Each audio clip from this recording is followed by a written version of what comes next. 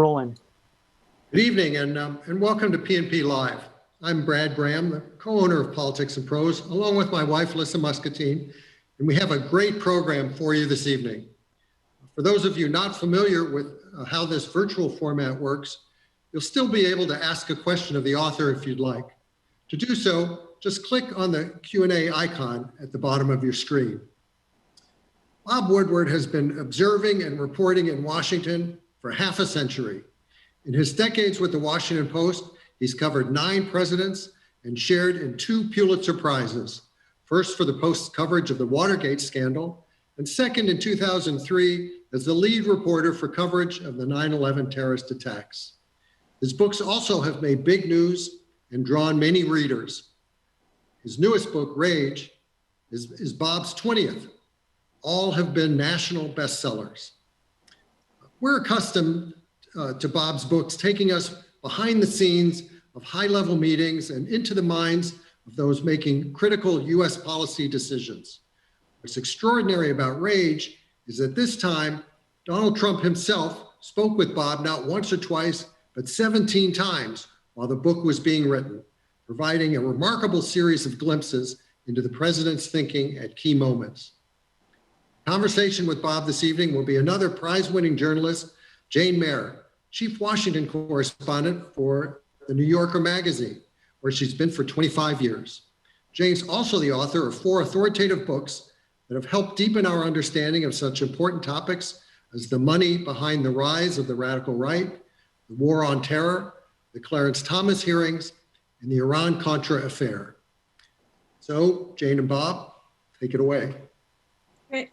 Hey, Bob, great to be with you, and great Thank to be you, Jane. Politics and Prose. So I just wanted to start as, given that there's been so much news, with a question or two to get your thoughts on the court. And I wondered whether in your work on Trump, whether you had gotten any insights into his relationship with Mitch McConnell. How do they work together? Will they be coordinating closely? And do they have the same interests when it comes to approaching filling the vacancy left by Ruth Bader Ginsburg's death? Yes, because you have a piece in the New Yorker. Remind everyone what your piece said, and your idea that really McConnell wants to make sure he retains control of the Senate more than getting another justice. Is that correct? Well, I think what he'd like is to do both. And my guess is that he'll be, he's very canny and will find a way to do both with some incredible maneuver. He often surprises people with the fine print of the rules in the Senate. But I think people I know who I've interviewed about Mitch McConnell think that nothing matters more to him than staying majority leader, put it that way. But I imagine at this point, Trump really wants yet another justice. This would be his 3rd on the court. And I'm sure Mitch would like it too, but not at the expense of losing his majority in the Senate. And it's dicey politics right now. As we know, things are very volatile. So what do you think's going on? How do they work together? Have you gotten any? Well, I'm going to release some audio and transcripts of Trump talking with me about this very issue. I think we're going to release them in an hour. But it shows that Trump and McConnell really work in tandem, much more than we thought. Trump has wrapped his mind around this issue of filling the seat, the Ruth Bader Ginsburg seat. He sees a political plus, in fact, a giant one, because what this does, it takes the focus off the virus, where his performance is, quite frankly, I found in my reporting, abysmal, and goes to the issue of he put another justice on the court, and this fits his idea of a lack of decorum is very much his style, and people are criticizing him, saying this is not fair, but this is pure political power play that McConnell and Trump might pull off quite successfully. People, Democrats, and a lot of people say, wait a minute, Merrick Garland didn't get a hearing, didn't get a vote. And in reality, the Senate Majority Leader Mitch McConnell controls these things. So there's much more. I think this is Trump luck. When one of the long conversations I had with Trump a couple of months ago, he said he thought in 2016 he won the election in the last 4 weeks of the campaign. I think you can see that and argue that, and I think he's hoping to duplicate that. You know, you have in your book a conversation, it seems, with, I don't know if you directly interviewed him, but with Lindsey Graham. And you say that Lindsey Graham and Chief Justice John Roberts talk a lot, and which was news to me, and that Lindsey Graham's the chairman of the Judiciary Committee in the Senate right now. And a key pivotal position in all of this. But you in the book, Graham seems to express that he's worried that the court and Justice Roberts too, Chief Roberts too, are both worried that the court has become so split and so politicized and so partisan, and they don't want it to become more so. Does that suggest, do you think that that kind of thinking will have any bearing on who Trump picks, or how will he make this pick, do you think? Well, I think he's going to pick the woman, the Cuban American from Florida. It makes all the political sense in the world. She served on the Supreme Court of Florida for many years. Now she's on the federal appeals court down there. And that Cuban American heritage, conservative, it's an obvious political pick for Trump. But, you know, in Trump world, you learn to not stake much on your predictions because he continually surprises. But this is going to be, as everyone says, bloody. But Trump and McConnell are looking at this, oh boy, we have an opportunity here, and it appeals to the evangelicals. It appeals to this idea of the kind of rule breaking that Trump loves. In a way, there's a tradition of not trying to ram through a Supreme Court new appointee in the election year, let alone the last 50 days of the campaign. So I think there's a feeling of political muscle, and that they're going to exercise it. And a lot of people who don't like this. You don't see it as any kind of potential for backlash. I mean, I know the Democrats are already talking about, if they take the Senate majority, that they would then also turn to sort of radical muscle and maybe try to pack the court or something like that. Do you see any sort of downside for the? I know there are people who talk about that. Packing the court has a bad odor about it, because Franklin Roosevelt tried that. Sure. And it's kind of, we don't like the way the court is, or the way the court has been in all of American history. And we're going to now add more justices because we don't like what they're doing. I don't think that works in a political sense or in a practical sense. But if you listen to some of the Democrats talk about this and just say, oh, this is absolutely awful, unfair. How can Trump and McConnell think of doing it? What do you think?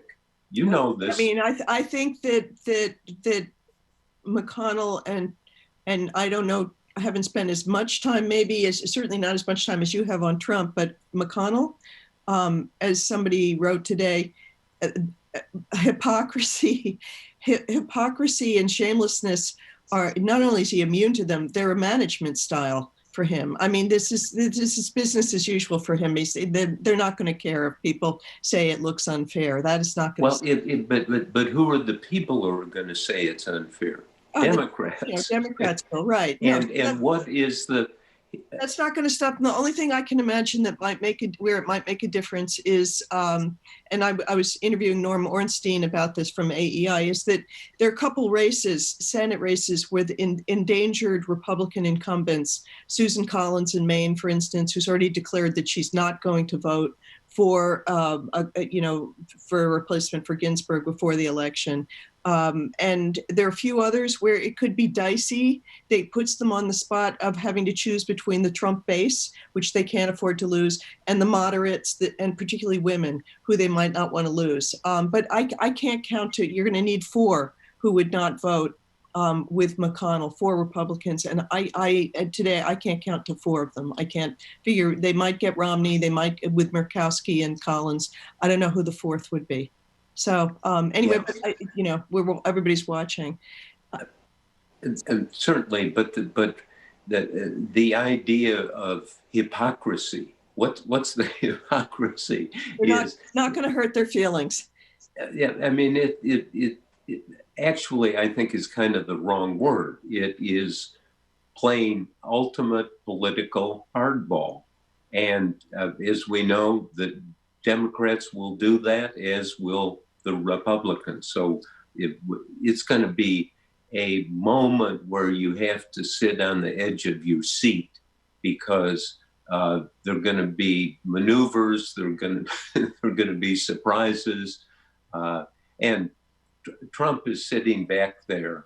Wow, we're talking about this rather than the virus, which has now killed 200,000 people. And I found in my reporting, my discussions with Trump, and this all goes back to, I mean, if I can take you to, I think, what is one of the most important meetings in the Oval Office, certainly in this century and maybe in a long time, and that's January 28th of this year, when the National Security Advisor, Robert O'Brien, said to President Trump, the virus is going to be, not maybe, but going to be the biggest national security threat to your presidency. And then Matt Pottinger, the deputy, laid out the details of how Pottinger had sources. He was an old Wall Street Journal reporter, a very talented one, was nominated for a Pulitzer Prize for what he did in China for 7 years, covering the 2003 SARS epidemic. And he laid out for Trump, he said, look, this virus is airborne. People who don't show symptoms can spread it. But most importantly, he said, this is not going to be just a little problem. It's going to be very much like the 1918 Spanish flu pandemic that killed 675,000 people. They went through the details of this, and the president 10 days later told me about this. I was thinking all about, he's talking about China, and it was not for 3 months until I learned about that January meeting, which I start my book with. It is one of those, it's almost like somebody coming to Franklin Roosevelt a week before Pearl Harbor and saying the Japanese are going to bomb us, and just sitting on it and not doing anything. It's shocking behavior. It is, I think there are 2 pillars in the presidency. The first is, I remember talking to Trump about this in our first interview in December of last year in the Oval Office. And the question was, what's the job of the president? And Trump said, the job is to protect the people. And he failed here to protect the people. What he could have done in February, coming out and say, look, I have an authoritative warning here. There are things people can do. He literally, in the State of the Union address, February 4th, could have said, wash your hands, keep social distance, wear a mask, don't get in a room, crowded room with people for an extended period of time. That kind of remedial behavior, there are models that say tens of thousands of lives could have been saved by acting in February. So, Bob, I mean, the story you lay out here, I think, is shocking and egregious. Why do you think Trump acted this way? What was going on in his head? I know he has said that he purposely downplayed it to avoid a panic, but is that really it? Because if he's so concerned about panic in the public, why he spends an awful lot of time torquing up fear about things like race riots. So he doesn't seem concerned about that particular panic. Was he? And I did see in your book that that his chief of staff Meadows was concerned particularly about the stock market maybe dropping. What was going on? How do you account for his failure on this issue that has now killed, as of today, 200,000 people in this? 200. I mean, if we'd been talking a year ago and I said, "Oh, that's going to happen next year," you would think I'd gone off the rails. Right. I mean, it's a shocking number. So your question, on March 19th, I interviewed him in one of our many talks over 9 hours, and and I said, "Why have you acted this way about the virus?" Now, this is March. Everyone knew it was airborne, knew that we were in a crisis. We were at that point, there were 30,000 new cases a day. So I said, "Why are you doing it?" He said, "Well, I like to downplay it. I've always liked to downplay it. I don't want people to panic." And I now look at that statement, and to be very direct with you, when he said, "I don't want people to panic," it reflects his failure to understand the people he governs. That in this country, if people are told the truth, and say, like Franklin Roosevelt after Pearl Harbor said, "I know you can be told the worst. It's all bad news and you will not lose heart." That is the American tradition. If you lay it on the line and say, "Look, this is going to be difficult." But Trump wanted to cover it up.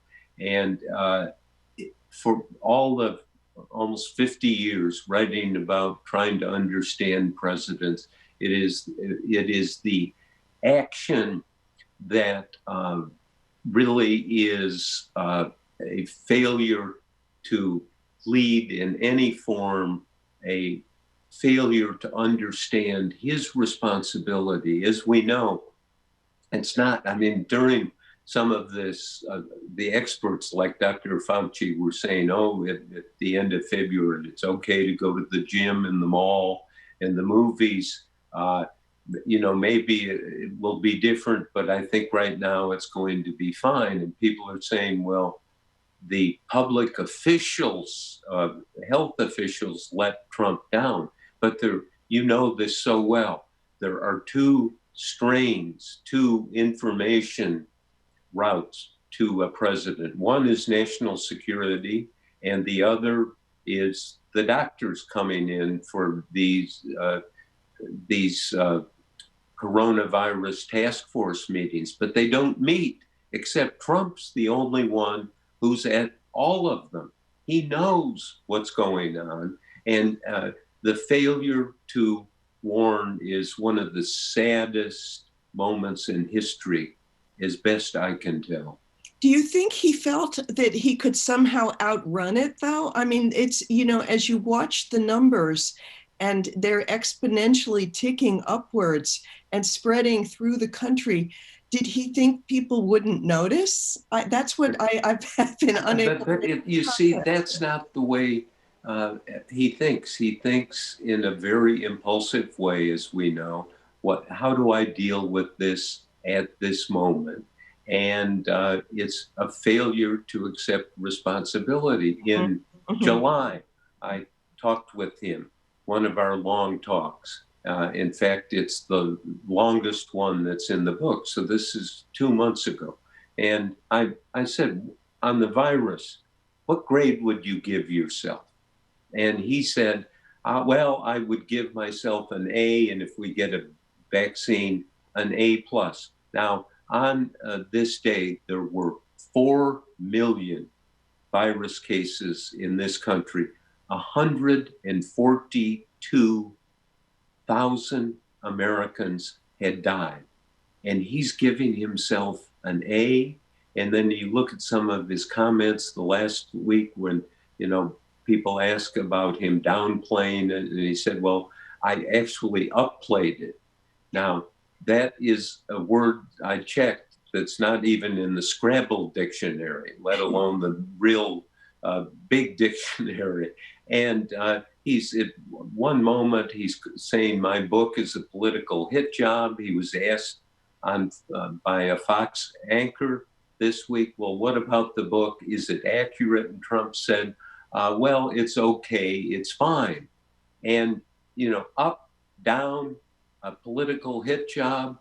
And I'm sorry to say this, you listen to this, and I'm not sure he knows which way is up and which way is down. That adds and compounds the problem. This is the leader of our country. Well, Bob, you've covered 9 presidents, and I guess I just have to ask the most basic of questions. Is Trump the worst? Well, you see, as a reporter, you want to cover each one, and you could make all kinds of comparisons. And Nixon, the first president I covered with Carl Bernstein, and he clearly was a criminal president. And the Republican Party turned on Nixon, and he was really forced to resign when Barry Goldwater went to the Oval Office and said, I've counted the Republicans, and you have only 4 votes among Republicans, none in the Democratic Party. And one of those 4 votes for you is not me, Goldwater said. The next night, Nixon announced he was resigning. So it's each one is different. This has left a gaping wound in our country, and it's not over. Almost 1,000 people are dying every day right now, and the failure to plead and describe the things that need to be done. The experts say if Trump would just say everyone should wear a mask, he said, oh, well, it's optional. It's up to, and then he goes and has these rallies where thousands of people are packed together without masks. What the hell is going on? I think when I did the first book on Trump, Fear, I said it's a nervous breakdown of the executive branch. Well, I mean, what do you call it now? What do you call it? Yeah. I call it something that we've almost been put to sleep. Oh, 1,000 deaths, 142,000 deaths, now 200,000 deaths. We need a wake-up call to the populace. This isn't a political issue. This is a practical issue and, quite frankly, a moral issue. Well, I guess the reason I ask about whether you rank Trump differently or at the bottom, partly is because, as far as I know, and correct me if I'm wrong, but this may be the first president where you have come out and expressed an opinion that simply says this man is not qualified to be our president. And what I said is he's in totality, from my not fit for the job reporting, he's the wrong man for the job. In which It's a case, conclusion based on overwhelming evidence. How could, because in a way, the book is about the truth. Are we going to face the truth? As I was working on the epilogue, I typed that and then I consulted my assistants, Evelyn Duffy, Steve Riley, bless them, and my wife, Elsa Walsh, who you know so well. my colleague in the Yeah, past, yeah. yeah, and somebody, Elsa worked at the Post. She was a staff writer at the New Yorker. She edited this book 6 times. She repeatedly would take me to the woodshed, frankly, say, wait a minute, you haven't absolutely confirmed this. You need to talk to this person. She would give me drafts and I would have 250 words on a page typed out neatly. And then she would go after it and actually write more than 250 words on the page, editing, cutting, rearranging, and so forth. And I am blessed. You know her as a friend. I know her as a wife and a friend. And the most We all need important. someone like Elsa. Yeah, exactly. And maybe I mean, imagine. Elsa.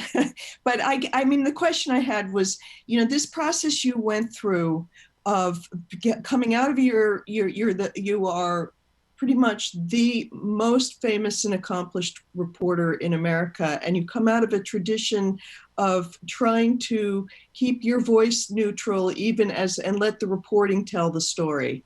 And in this case, you actually spoke up as an individual and said, it issued an opinion. And I can imagine that must have been, it's a hard step to take for people like you and like me, maybe, who are trained as sort of traditional reporters.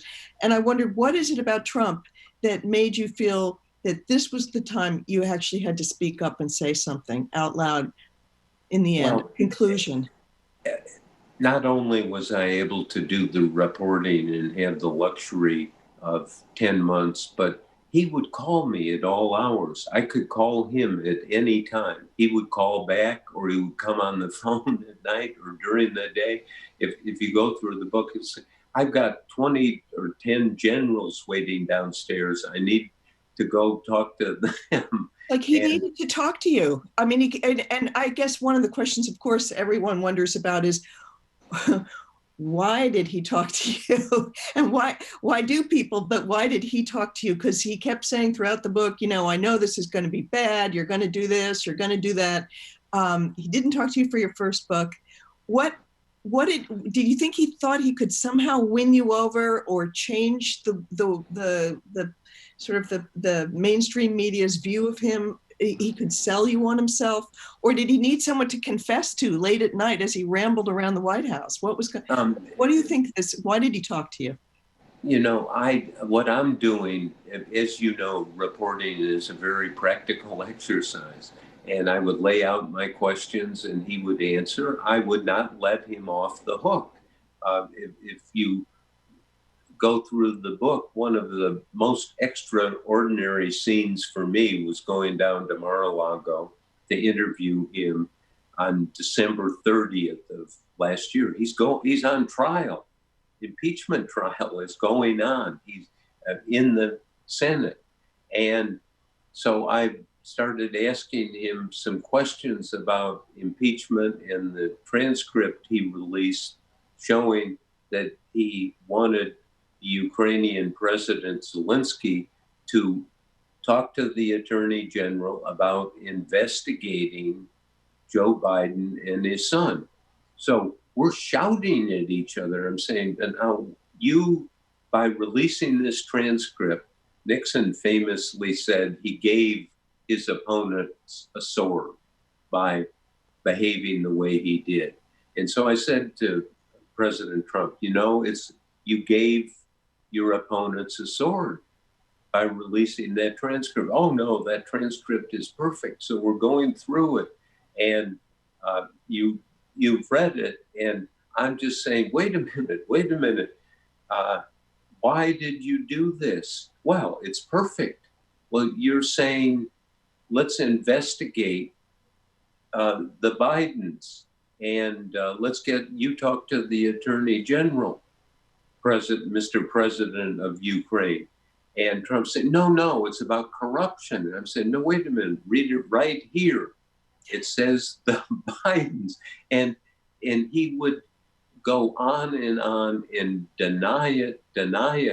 And I said, well, just as a matter of policy, do you think that the President of the United States should go around asking foreign leaders to investigate his political opponents? And he wouldn't hear it. He said, it's perfect. If I hadn't released the transcript, I would have really been in trouble on this. He thought it was a shield when it actually was a sword for everyone else. Finally, I said, do you understand often how cleansing it is to apologize? Have you thought of apologizing? Absolutely not. I can't believe you thought you'd get him to apologize. Well, he apologized for the excess Hollywood tape. Right. And I said, go talk to Ivanka. Walk around this wonderful place and see what she says. And he said, it wouldn't make any difference what she said. I'm sure that's true. But that is the interrogation of an impeached president on trial in the Senate that the Senate and the House could not do. And you could hear it. I'm going to go on one of the networks and play the tape of that, and we'll go through it. It's one of the most, the strangest, weirdest, where you're meeting a wall, and the wall is not logical. The President of the United States is not logical. I mean, he's denying reality to you and thinking that he's going to convince you of something that's not true, basically. One of the things that I thought was interesting was, I think it was Jared Kushner in your book, talked about, he said there were 4 texts you needed to read in order to understand Trump, right? And one of them is a book that is, and maybe you can tell people about this, that's about, it's basically about using disinformation and lying purposefully. It's not that he's lying or saying something that's false without knowing it. It's a strategy, and that's what this book is about. It's about you wrong information. You use it. It's Scott Adams' book, Mr. Bigley, where persuasion in a world where facts don't matter, and he's recommending this as a text to understand his father-in-law, the President of the United States. But Kushner extracts a little motto from this, and that is, controversy elevates message. Means if there's a controversy and basically you're telling the truth or enough of the truth, a discussion about it will elevate your message. And he cites the example of Trump going out and saying it's the best economy in the world in all of history, going back to the Roman Empire or something. I mean, it's just, that's the way it is.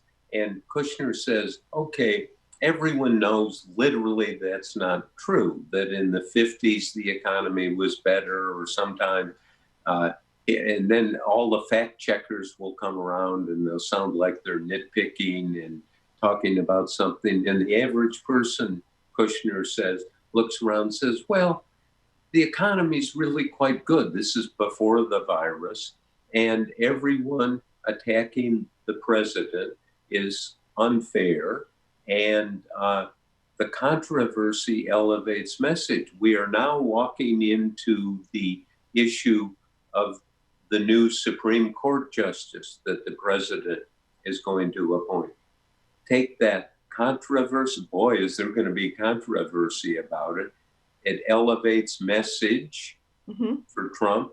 And what's the message? Well, I'm trying to put a Supreme Court justice in who has impeccable credentials, somebody who, if it turns out to be the Cuban American judge from Florida or whoever it is, he's going to be able to say, see, evangelicals, see, people, I'm fighting for you. I'm doing this for you. I'm doing what I believe in. And the controversy elevates message. It's perfect. It outplays the press, I think, in that we always are drawn to the controversy, and he creates the controversy by lying on a subject he wants to talk about.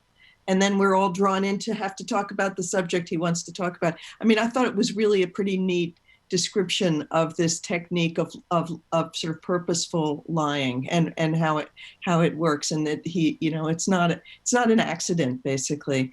I've got So to ask, what Kushner would say, it's not purposeful lying, it's purposeful exaggeration. You just take what right. the old editor at the Washington Post, Ben Bradley, used to talk about the extra squeeze. You have something that's good and you take an extra squeeze and overstate it.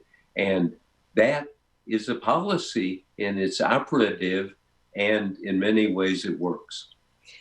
So while we're talking about it's about sort of things about how you made decisions on what to say and do in the book, I have to ask you, I went on Twitter and asked people, what would you ask Bob Woodward?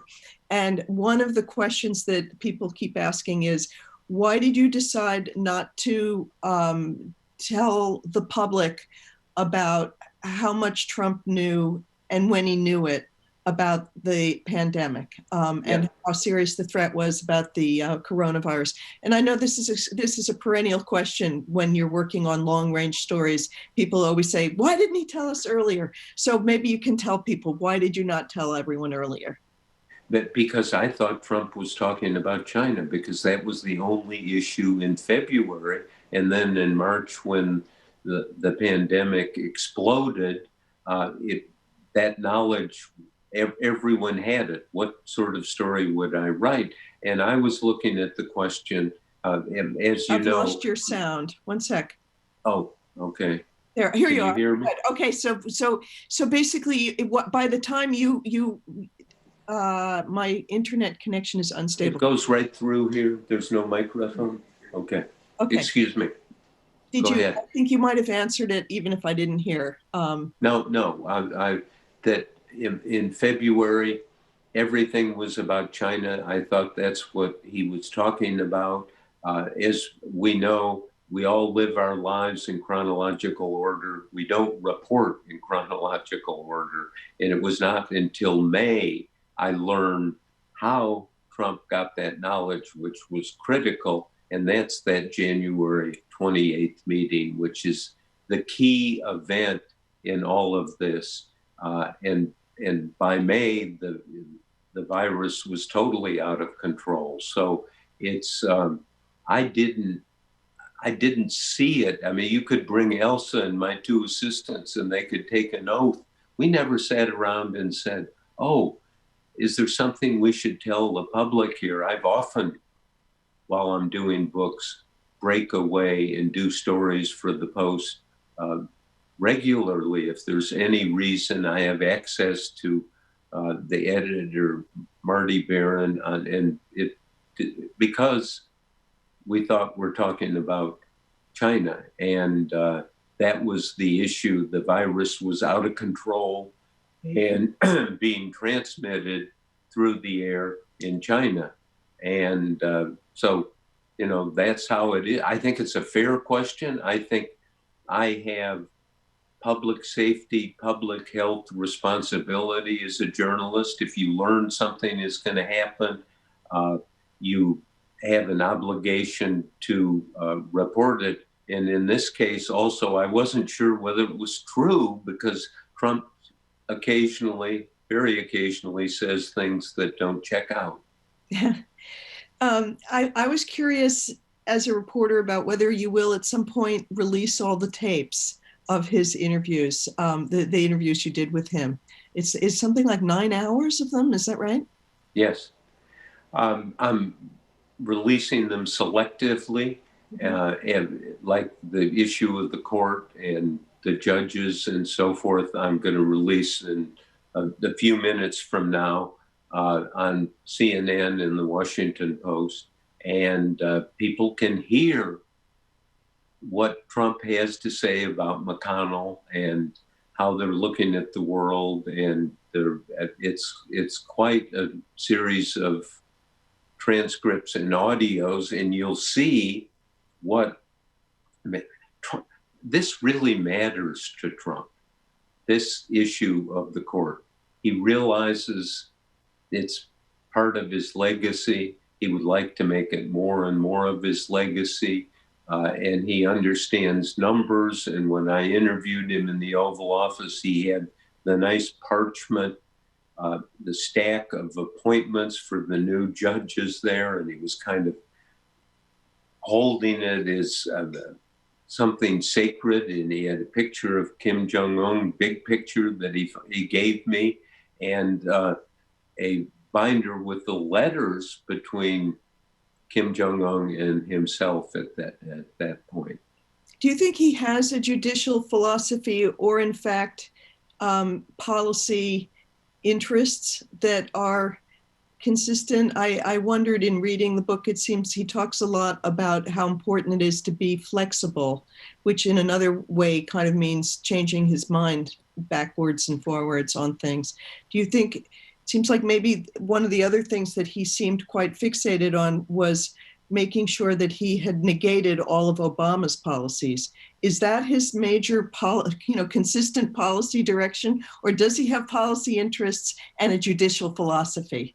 Well, I think it's transactional, and it's the impulse. Hey, wait a minute, I'll go into the grocery store, I'll take the green one, I'll take this. And he does. And see, this is what drove senior people who served him early, like James Mattis, as Defense Secretary, Tillerson as Secretary of State, Dan Coats is the #1 intelligence person. There was no planning, there was no organization, there was no, let's all get together and decide what we're going to do. Trump decided it on his own. And it finally, the alienation, these people who get, they were all heading for retirement. Dan Coats, director of national intelligence, had been a Republican senator from Indiana for 16 years, a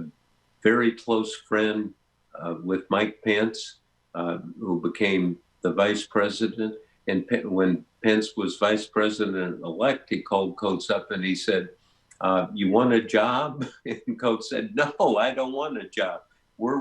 He and his wife are retiring. And then he said, well, come meet with the president-elect. He met with Trump and they offered him #1 intelligence job. And they thought, he and his wife, Marcia, thought, well, you have to do this. And maybe it's part of their very religious evangelicals. And maybe this is part of God's plan for us. Well, do you think we should try taking some questions from the audience? Yes, certainly. And see what's going on out there? Okay, Bob. Well, thank you so much. Let me see if I can figure this out. Okay. What are people asking? Can you see the questions as well, or you want me to just? No, I can't. Okay. Why do you think that Trump was willing to put himself on tape with such incriminating information contradictory to what he was saying in public? I think it kind of just became part of his day or his week. We would talk. I wasn't writing stories. And as you know, Jane, when you have time to think and plan, I could say, okay, what's going on in the world that I want to ask him about? For instance, May 25th, George Floyd was killed, set off an awareness of race relations and And so I was able to ask Trump, and I said, "You're a man of white privilege. I'm a man of white privilege also. My father was a judge and a lawyer in Illinois. Do you understand the pain and anger that Black people feel?" And this is on tape, and it's out. And he just, "Wow, Bob, you sure drank the Kool-Aid. I don't feel that at all," and just mocked me for. And so you could see in this case, in dozens of other cases, I believe what he really felt. Here's another question. Trump's often highly critical of the news media outlets that are not explicitly aligned with his views. How did you get Trump to speak so candidly to you about what he knew about the coronavirus in early days? And it's related to this again. And I have to add one little bit to this question as a fellow reporter. I heard way back that you had a special time when you thought it was best to approach people to interview them. It was an hour, like maybe right before dinner, when they might have poured themselves a drink and be loosening up a little bit. Now, I know the president doesn't drink, and it seems like he was calling you at later hours, but what is the Woodward technique that gets people to just plain own themselves as the president did with you? You know what you have to do? One of the things, you know this so well, Jane, everywhere, but particularly in Washington, everyone takes themselves very seriously, right? Is that true? And when you're talking and interviewing somebody, you have to take them as seriously as they take themselves. Mm-hmm. And so you want to ask open-ended questions. You want to follow up. You never do like some reporters, they'll have an interview set up at 11 o'clock and one at 12 and one at 1. I always leave optimistically 4 hours on the end of an interview, so it can go as long, and rarely do they go 4 hours, but sometimes they do.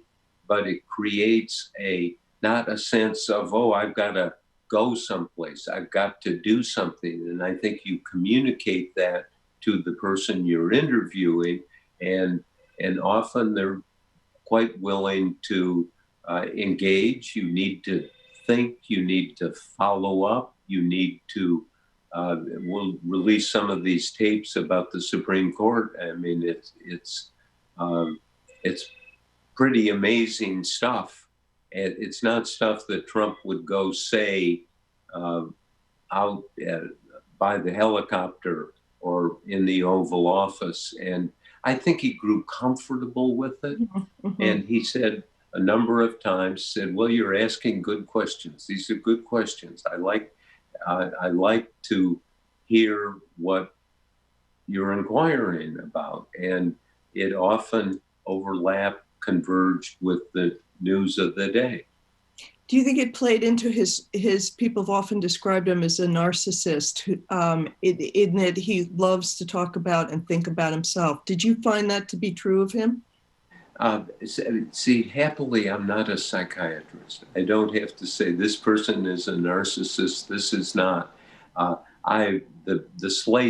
psychiatric slate is blank as far as I'm concerned. And so I don't think that way. I'm not working that way. What I'm working toward is getting a straight and detailed an answer as possible.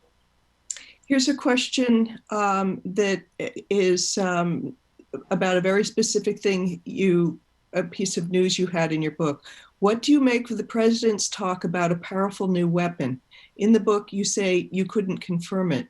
Since then, have you gained any insight into what it is? Yes. I mean, he said just out of the blue, he has a new nuclear weapon that even Putin and Chinese President Xi don't know about, and it's the most destructive thing in the world and so forth. I asked people about it. Some people said, yes, they know of such a weapon that's on the drawing board, but not part of the arsenal yet. Somebody else, a couple of people thought, no, there is something. And so it's one of the mysteries, one of the Trump mysteries that, quite frankly, I could not answer in the book. People I asked, and they said, oh, yes, it exists, but we can't talk about it, kind of mysteriously. Some experts I've talked to since say there's no such weapon.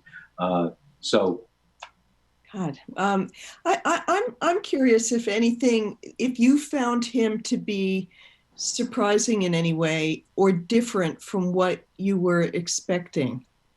Um, I don't bring an an expectation, because again, I think that can be a barrier to opening somebody up. Well, is he different from the picture the media has painted of him? Oh, sure, In absolutely. what way?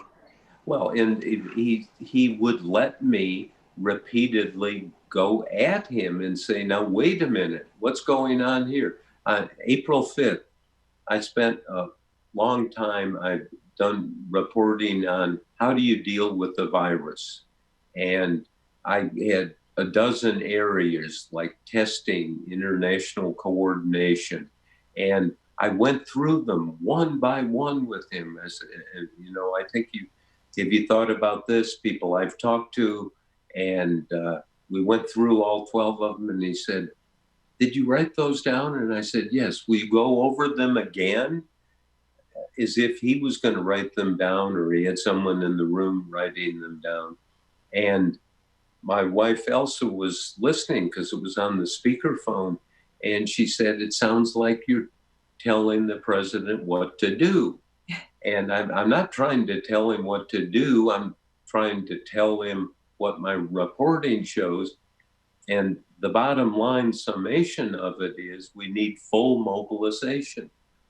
People want to know that it's a kind of a Manhattan project like Roosevelt had, that led to the atomic bomb. And when Roosevelt, it's a famous moment in history, 1939, Albert Einstein wrote Roosevelt a private letter saying,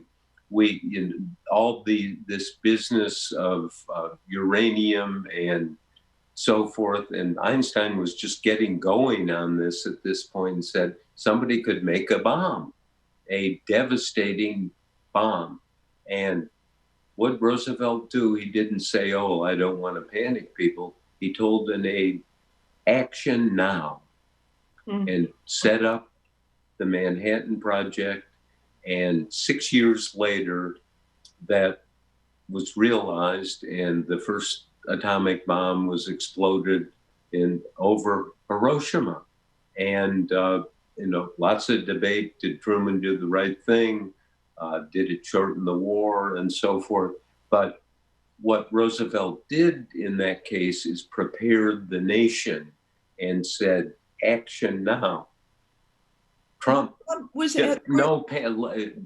not panic.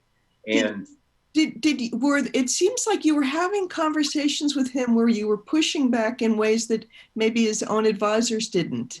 Do you feel he's kind of isolated? I think he's isolated by his own lack of curiosity and lack of organization, lack of intellectual stamina. It's hard. Oh, I've got to make this decision. Ask 6 people what they think, or 3 or 1. And so often he won't ask anyone. He'll just do it. He'll just tweet it out. Wow. And